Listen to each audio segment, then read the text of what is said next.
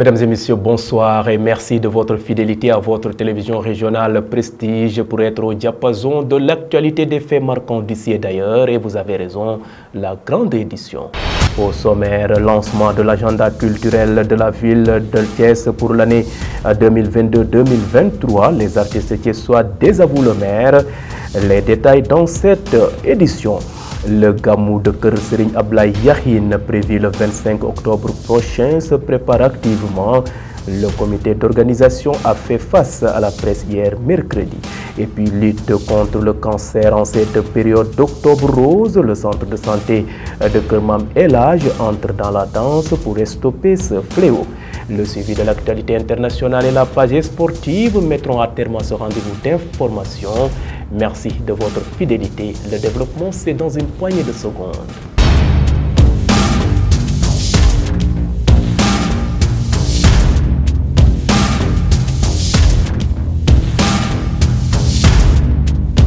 Bienvenue et merci de votre fidélité. Démarrons ce rendez-vous d'actualité par le Covid-19. Le ministère de la Santé et de l'Action sociale a fait le point sur la situation journalière de l'évolution de la pandémie au Sénégal ce jeudi 20 octobre 2022.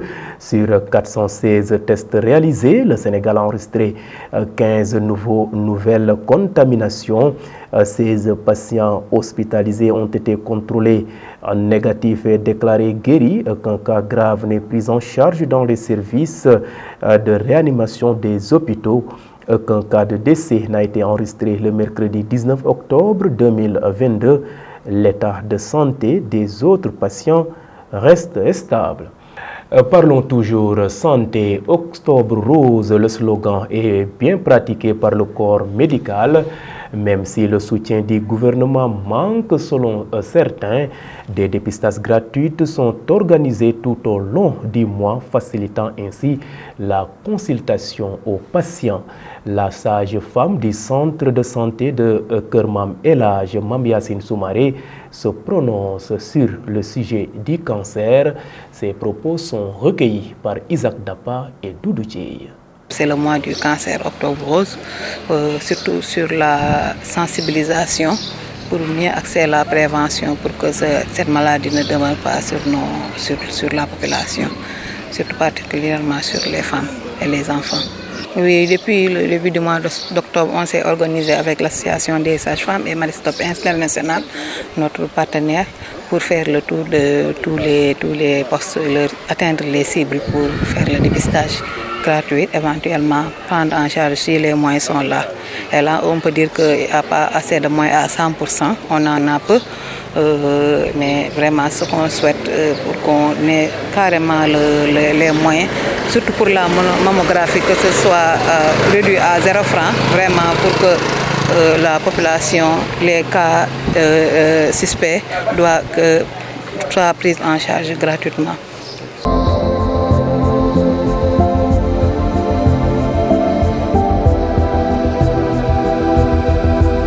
Et à présent, parlons société dans cette édition. Lors de la conférence de presse du maire de la ville de Thiès, le docteur Babacar Diop, pour le lancement de l'agenda culturel de la cité du Rail pour l'édition ou bien pour l'année 2022-2023. Certains acteurs culturels thiessois se sentent délaissés pour leur non-implication à ce festival. Ainsi, ils désavouent le maire Babacar Diop. Leur porte-parole est Babacar Diosli. Le voici au micro de nos reporters, Mambiram Sissegei et Chef Fall. Par rapport à cette rencontre d'aujourd'hui, on a été vraiment surpris et déçus à la fois. Parce que nous, on pensait qu'il y a une rupture au niveau de la gestion de la culture par la mairie de Thiès. Mais le nouveau maire, il est en train de commettre les mêmes erreurs que Talla Sylla. Parce que tu ne peux pas concocter un agenda culturel sans pour autant impliquer les acteurs culturels de cette ville. Ce n'est pas possible. De un. De deux, tous les membres du comité de pilotage de ce fameux festival qu'il a dit, pratiquement nous sommes de Thiès. Et c'est comme si Thiès était constitué de bras cassés. Et tout le monde sait que sur le plan culturel, Thiès n'a rien à envier à aucune ville du Sénégal. Le plus grand salon du livre du Sénégal se tient à Thiès. les plus grands orchestres du Sénégal viennent de Thiès. Les plus grands acteurs du Sénégal viennent de Thiès. Donc ce qui nous a vraiment surpris aujourd'hui, le maire a adopté une démarche qui n'est pas du tout participative. Moi, on a vraiment écouté, mais on ne s'est pas retrouvé dans l'agenda. On ne s'est pas du tout retrouvé dans l'agenda. Et quand tu fais un agenda pour une ville, pour des acteurs, moi je pense que nous sommes dit tout. Donc cette démarche, ou bien cette rupture qu'on attendait pour cette nouvelle équipe, vraiment ça a été une déception pour tous les acteurs de culture. C'est qu'il faut qu'ils arrêtent de dire des choses, des contre-vérités aux populations. Il y a beaucoup de gens qui figurent dans le comité, ils ne sont même pas au courant qu'ils sont membres du comité. Je t'ai parlé de l'exemple de Massane, ils ont cité Massane, elle n'est pas au courant. Il n'est pas au courant. Et puis Massane, elle ne vit plus à Thiès. Donc il faut que les gens arrêtent. Des problèmes d'extrait de naissance sont récurrents à la mairie de Thiès-Ville. Les populations se plaignent de cette anomalie dans l'état civil. Mais pour Adama Diawara, le directeur de cabinet du maire de la ville, il s'agit d'une incompréhension de la part des populations. Ces propos sont recueillis par Isaac Dapa et Moussa Mbaye. Le problème, c'est qu'ils ont l'habitude de rester à la maison. Au lieu de déclarer leur enfant, ils ne le font pas à temps. Et l'autre problème, c'est avec les démarcheurs qu'ils payent de l'argent. Ces derniers font tout pour régler les papiers. Le danger avec ces derniers, c'est même si le papier n'est pas bon, ils vont tout faire pour avoir le tampon et te remettre le papier. Comme ça, toi, tu retournes sans problème. Et ces papiers que vous recevez ne sont pas en bonne et due forme. Et à un moment donné, ils seront rejetés. Voilà les choses qui causent des lenteurs souvent. Parfois, on t'amène des papiers qui datent de longtemps. La durée du papier ne garantit rien. Il va falloir aller ouvrir les registres pour voir si carrément le papier est en bonne et due forme. Il y en a des personnes qui prennent le numéro de registre de certaines personnes pour l'attribuer à d'autres personnes. Et pour éradiquer ce phénomène carrément, il va falloir la digitalisation des papiers. De ce fait, toute personne ayant pris le numéro de registre d'une autre personne et l'attribuer à une autre personne, nous saurons que c'est telle personne qui l'a fait et l'a fait à telle heure et à telle date. Parce que chacun aura son code d'accès. Avec cette stratégie, le travail sera plus sécurisé et plus rapide. L'autre chose, c'est qu'on ne le souhaite pas, mais si ce qui arrive à Tivaouane arrive dans notre région, ça sera terrible. Parce qu'eux aussi, ils ont le même système d'archivage et c'est archaïque. Les registres sont soumis parfois à les registres subissent parfois des intempéries avec les termites surtout. Et quand il y a un déménagement, les gens doivent prendre les registres et les amener ailleurs. C'est trop compliqué. Nous ne voulons plus de fraude. Et ce que nous cherchons à faire, c'est un travail impeccable avec les Thiessois. Et nous ferons tout pour lutter contre toute forme de fraude, afin que les élèves qui font des cours, des études, ne puissent plus jamais avoir des problèmes avec les papiers. Nous inscrire de façon légale. Société toujours, et je vous le disais en titre, le gamou de Kër Serigne Ablaye Yakhine Diop se prépare activement. Ce rendez-vous religieux est prévu le 25 octobre prochain. Pour cette 82e édition, le comité d'organisation a fait face à la presse pour statuer sur les points essentiels pour un bon déroulement de cet événement religieux. Leur porte-parole, Serigne Morba, est issu au micro de Mambiram Sissegei et Chefal. Je suis entouré donc du comité d'organisation du Grand Magal de Mohamed Abdullahi Yakhine, lequel devra se tenir ce mardi 25 octobre 2022 à Thiès, ici à Mouridga. Nous en sommes à la 82e édition, qui correspond à 1444 de l'hégire. Donc ce grand magal, ce grand événement religieux a un symbole. Donc je l'ai dit tout à l'heure en Wolof, c'était en 1941. Nous savons bien qu'à cette date, le monde était frappé d'une grande terreur, qui est la Deuxième Guerre mondiale. C'est durant cette période que son Seigneur, Dieu le Tout-Puissant, lui a fait savoir qu'il y a une malédiction qui devait s'abattre sur l'humanité tout entière. Et par pitié par miséricorde à cette création. Donc il a endossé l'épreuve. Donc la lourde épreuve, il a endossé seul. Et au sortir de cette épreuve, qui correspond au 28e jour du mois de Mawlud, donc, et sur l'ordre aussi de son Seigneur, il a donné l'ordre de célébrer donc, ce grand jour, qui est aujourd'hui connu sous le nom de Grand Magal de Mohamed Abdullah al-Yaqin al-Mubarak. Donc nous en sommes à la 82e édition. Et les autorités étatiques, notamment le gouverneur de Thiès, en compagnie des services régionaux, ont pris des engagements très importants pour la réussite de ce grand jour.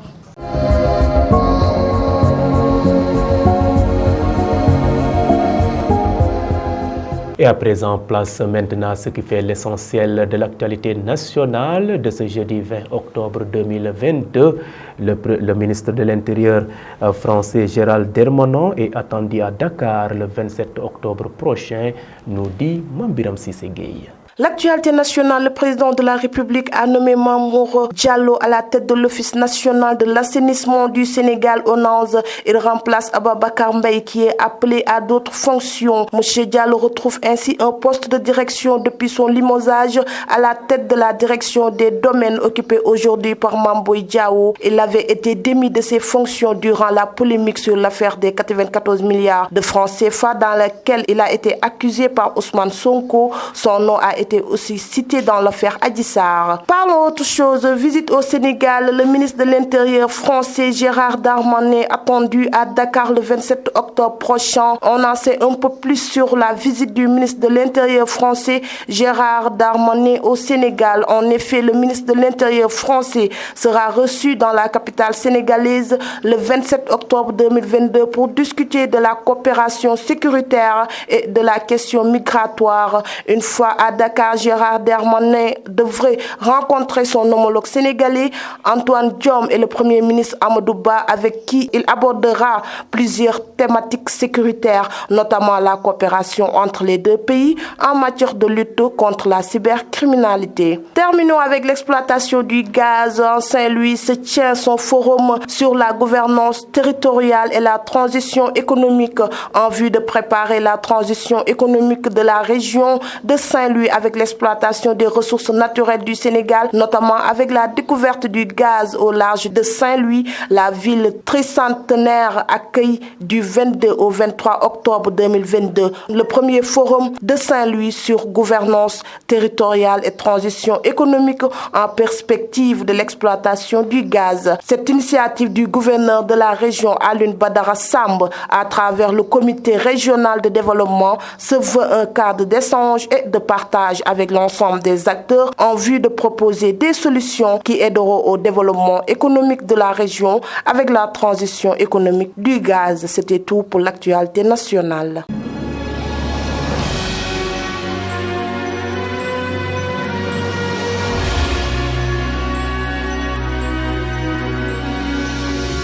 Et maintenant, zoom sur ce qui se passe ailleurs. Inondation au Tchad. Mohamed Idriss Déby Itno décrète l'état de catastrophe naturelle. L'actualité internationale de ce jeudi porte la signature de Ramatoulaye Cissé. Démarrons l'actualité internationale au Maroc. Le Maroc est devenu mardi le premier pays au monde à signer un partenariat environnemental avec l'Union européenne. Un partenariat dit vert qui a pour objectif de rapprocher les deux futurs partenaires dans différents projets. Les premiers accords seront signés dans les prochains mois. À titre d'exemple, un programme d'appui de l'Union européenne devrait fournir 115 millions d'euros au Maroc en décembre pour développer écologiquement le secteur agricole et forestier marocain. À cela s'ajoutent 100 millions d'euros alloués d'ici au premier trimestre 2023 à la décarbonisation de l'énergie marocaine. Au Tchad, dans un message à la nation diffusé mercredi soir à la télévision nationale, le président de transition Mahamat Idriss Déby Itno a décrété un état de catastrophe naturelle.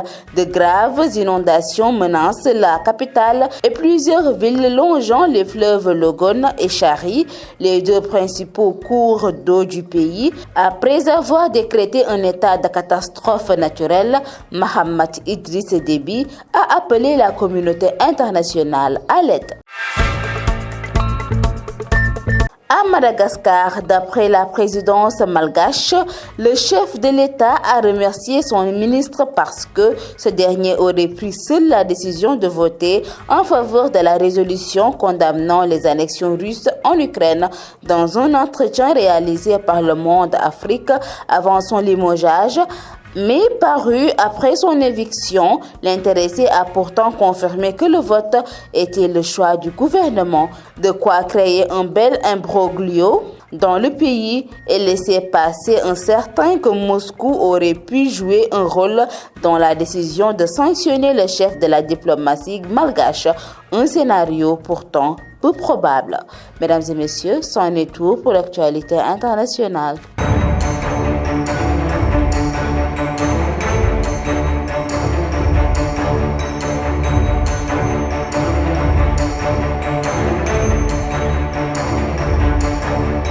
Et bouclons cette édition par une note sportive. Balla Gaye 2 Eumeu Sène, Gaston Mbengue fixe la date du combat au 30 juillet à l'arène nationale, nous dit Adjaram Seck.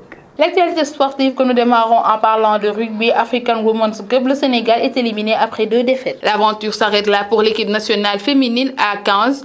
Après un match revers face à la Tunisie 24-7, les Lions n'ont pas pu se remettre dans le rythme des qualifications pour la première division l'année prochaine. Face au Madagascar, un autre adversaire de poule, elles se sont inclinées malgré une bonne maîtrise de la première période. Elles perdent ainsi les 2 matchs de poule. C'est conséquence, le Sénégal évoluera dans un groupe de 3e division en 2023. Notons que cette sélection nationale féminine a vu le jour en avril 2021. Parlons à présent de lutte avec frappe. Balla Gaye 2 est maintenant édifié sur les dates de tous ses combats ficelés. Le dernier combat qu'il doit au Don King, à l'occasion duquel il devra affronter Eumeu Sène, vient d'être daté au 30 juillet à l'arène nationale de Pikine. Il y a quelques mois, Aziz Ndiaye, agent de Balla Gaye 2 et Gaston Production, avait paragraphe un long partenariat durant lequel le lutteur s'était engagé à livrer 4 combats pour le promoteur. Des duels contre Bombardier, Gris Bordeaux, Boy Niang 2 et Eumeu Sène. 2 de ces combats ont été déjà livrés, notamment celui contre Bombardier tenu le 1er janvier 2022 et contre Gris Bordeaux le 7 août passé. Il reste donc 2 rendez-vous contre Boy Niang 2 et Eumeu Sène. Le combat contre le fils de Gaulle est prévu le 1er janvier prochain. Terminons cette note sportive en parlant de Coupe d'Allemagne. Mal embarqué, le Bayern de Munich a réussi à renverser Augsbourg avant de s'imposer largement 5-2 lors du second tour de la Coupe d'Allemagne. L'essentiel est bien là pour le Bayern de Munich, emmené par une équipe remaniée où il y avait tout de même la présence de Sadio Mané au coup d'envoi. Les Bavarois ont réussi à battre Augsbourg sur sa pelouse mercredi soir dans le cadre du 2e tour de la Coupe d'Allemagne. Pourtant, les choses avaient mal démarré pour la bande à Julian Nagelsmann. Le Bayern de Munich sort donc assez tranquillement du piège et avance au prochain tour de la Coupe d'Allemagne. Mesdames et messieurs, c'en est tout pour cette note sportive. Merci donc à vous, Adjaram Seck, pour cette note sportive. C'en est tout pour cette édition. C'était le rendez-vous de l'information de ce jeudi 20 octobre 2022. Vous étiez trop nombreux à nous suivre à l'étranger grâce au réseau IPTV. D'autres optent pour nos différentes plateformes, à savoir le site d'information www.prestige.com, les pages YouTube et Facebook Live de Prestige. En tout cas, chaque jour, votre fidélité fait notre fierté. Merci et bonne fin de soirée.